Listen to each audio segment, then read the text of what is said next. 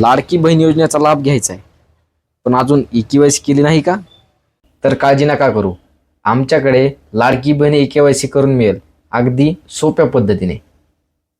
त्यासाठी लागणार आहे आधार कार्ड आणि आधार कार्डला लिंक असलेला मोबाईल नंबर, आणि ज्यांचा मोबाईल नंबर लिंक नसेल त्यांनी तात्काळ आधार कार्डला मोबाईल नंबर लिंक करून घेणं गरजेचं आहे. आणि त्यासोबतच ज्या लाडक्या बहिणींनी फॉर्म भरताना आपल्या वडिलाच्या नावावरून फॉर्म भरला आहे त्यांना वडिलांचे आधार कार्ड आणि वडिलाच्या आधार कार्डला मोबाईल नंबर लिंक असणे हे देखील गरजेचं आहे.